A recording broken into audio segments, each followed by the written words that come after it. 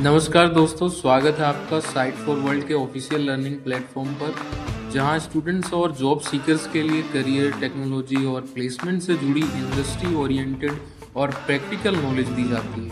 अगर आप अपनी स्किल्स को नेक्स्ट लेवल तक ले जाना चाहते हैं तो आप बिल्कुल सही जगह पर आए हो। चलिए शुरू करते हैं आज का इम्पोर्टेंट सेशन। नमस्ते स्टूडेंट्स, आज का टॉपिक है numerical stability and convergence. Ready हो? फोकस मोड ऑन है ना? मोबाइल साइड में रख दिया? स्क्रीन पे ध्यान है? चलो शुरू करते हैं। तो सबसे पहला सवाल, हमारे कंप्यूटर्स इतने पावरफुल हैं, सुपर फास्ट हैं, फिर भी वो हर बार एकदम परफेक्ट 100% एग्जैक्ट आंसर क्यों नहीं दे पाते? ऐसा क्या है जो उन्हें रोकता है? सोचा है कभी? इसका जवाब काफ़ी सिंपल है। कंप्यूटर्स एग्जैक्ट मैथ यूज़ नहीं करते, वो अप्रॉक्सीमेशंस पे काम करते हैं।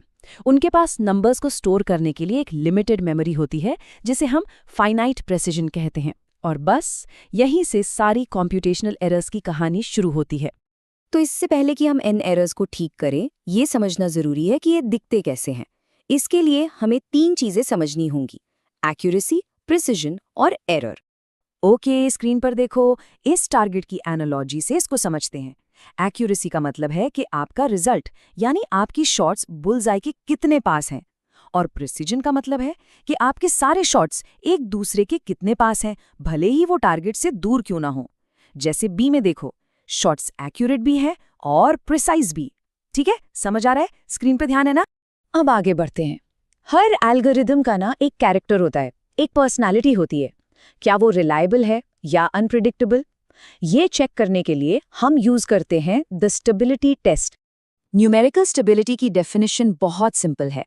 एक एल्गोरिदम तभी स्टेबल माना जाता है जब इनपुट में छोटा सा चेंज करने पर आउटपुट में भी छोटा सा ही चेंज आए। बिल्कुल एक ऐसी कार की तरह जिसका सस्पेंशन सिस्टम बढ़िया हो, जो छोटे मोटे बम्प्स को आराम से हैंडल कर लेती है और गाड़ी स्टेबल रहती है। यहाँ देखो, एक स्टेबल एल्गोरिदम में जो एरर का ग्रोथ है ना, वो लीनियर होता है, मतलब कंट्रोल में रहता है। लेकिन एक अनस्टेबल एल्गोरिदम में छोटा सा भी एरर, बूम, एक्सपोनेंशियली बढ़ जाता है और पूरी कैलकुलेशन को बर्बाद कर देता है। इसीलिए स्टेबल एल्गोरिदम्स चूज करना बहुत इंपॉर्टेंट है। लॉजिक समझ आया या सिर्फ देख रहे हो? ये क्यों इंपॉर्टेंट है? चलिए अब देखते हैं कि हमारी कैलकुलेशन सही आंसर तक पहुंचने की रेस कैसे जीती है। इस प्रोसेस को हम कहते हैं कन्वर्जेंस। देखो, प्रॉब्लम्स को सॉल्व करने के 2 मेन तरीके हैं। एक होते हैं डायरेक्ट मेथड्स, जो कुछ फिक्स स्टेप्स में आपको फाइनल आंसर दे देते हैं।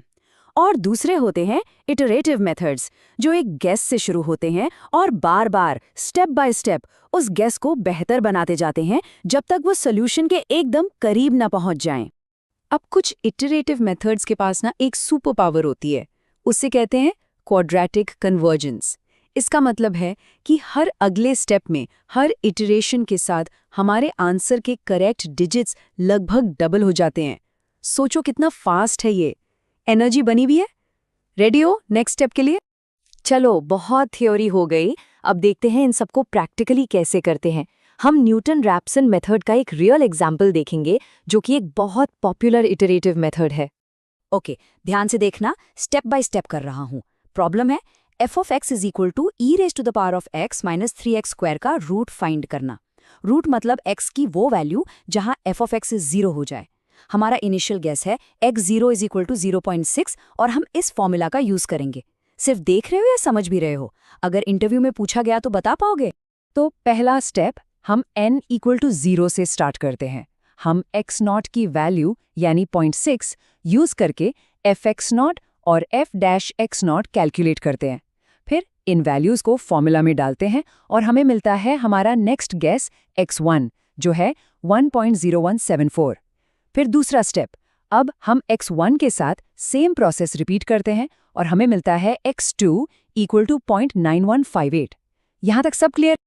अब तीसरी इटरेशन देखो, हमने x2 यूज किया और हमें x3 मिल गया 0.9098। और नोटिस करो, fx की वैल्यू माइनस 0.0179 से गिरकर 0.0004 हो गई है। मतलब हम 0 के कितने पास आ गए हैं? बस यही तो कन्वर्जेंस है। एक काम करो, वीडियो पॉज करो और 4th इटरेशन खुद कैलकुलेट करके देखो। सिर्फ देखने से याद नहीं रहेगा। अब तक हमने स्टेबिलिटी और कॉन्वर्जेंस को अलग अलग समझा। अब टाइम है इन दोनों को जोड़ने का। एक फाइनल रूल जो सबसे इंपॉर्टेंट है, ये है लक्स एक्विवेलेंस थ्योरम, और ये कहता है कि अगर एक मेथड कंसिस्टेंट है तो उसके लिए स्टेबिलिटी और कन्वर्जेंस एक ही चीज है। सिंपल शब्दों में, अगर आपका एल्गोरिदम स्टेबल है तो वो कन्वर्ज करेगा ही करेगा, मतलब आपको सही आंसर देगा ही देगा। एक रिलायबल मेथड ही आपको सही मंजिल तक ले जाएगा। तो अब जब आप ये गोल्डन रूल जानते हैं, तो सोचिए इस नॉलेज को यूज करके आप कैसे ऐसा कोड लिख सकते हैं जो ज्यादा रोबस्ट हो, ज्यादा रिलायबल हो और हर हाल में आपसे धोखा न करे। तो आज हमने क्या सीखा? क्विक समरी करते हैं। 1. कंप्यूटर्स अप्रॉक्सिमेशन की वजह से एरर्स करते हैं। 2. स्टेबल एल्गोरिदम्स एरर को कंट्रोल करते हैं। 3. कन्वर्जेंस सही सॉल्यूशन तक पहुंचने का प्रोसेस है।